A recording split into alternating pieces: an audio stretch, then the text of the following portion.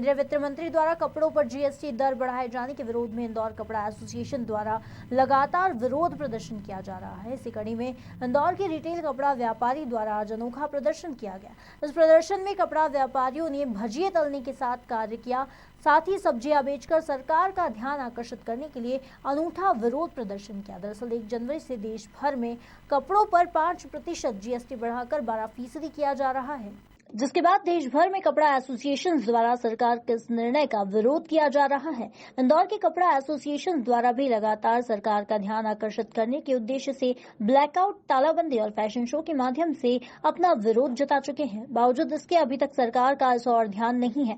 तो वहीं रिटेल कपड़ा एसोसिएशन के अध्यक्ष अक्षय जैन ने बताया कि सरकार विदेशी कपड़ा बेचने पर जोर दे रही है। एक समय हुआ करता था जब इंदौर शहर गारमेंट का हब हुआ करता था। अब इस बढ़े हुए जीएसटी के बाद बेरोजगार होने पर मजबूर होगा।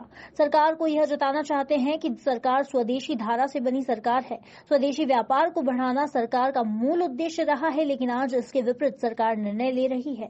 उन्होंने कहा कि जीएसटी के बढ़ने से भारत में बांग्लादेशी और चाइना का कपड़ा बिकने लगेगा और हिंदुस्तान का कपड़ा, हिंदुस्तान की इंडस्ट्री मर जाएगी, विदेशी ताकत यहाँ जमा हो जाएगी। 1 दिसंबर को जीएसटी काउंसिलिंग की बैठक होने जा रही है, जिसके बाद कपड़ा व्यापारियों की केंद्रीय समिति की बैठक में जो फैसला होगा, इसी के तहत जन आंदोलन भी किया जाएगा।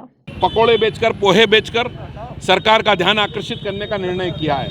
ये सरकार को बताना चाहते हैं कि स्वदेशी अवधारणा से बनी सरकार है।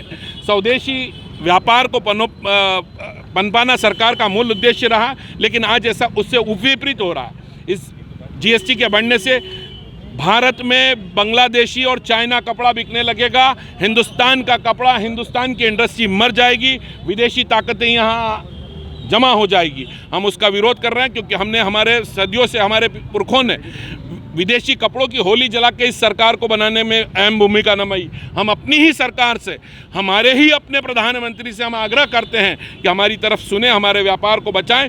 12% जीएसटी हमें कतई मंजूर नहीं होगी।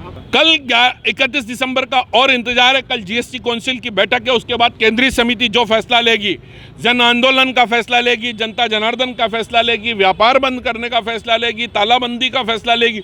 जो फैसला हमारी केंद्रीय समिति करेगी उसके मुताबिक इंदौर रिटेल गारमेंट एसोसिएशन भी चलेगी। आज आपने किस तरह से विरोध किया है? आज हमने सब्जी बेची है, पकोड़े बेचे हैं, पोहा बेचा है।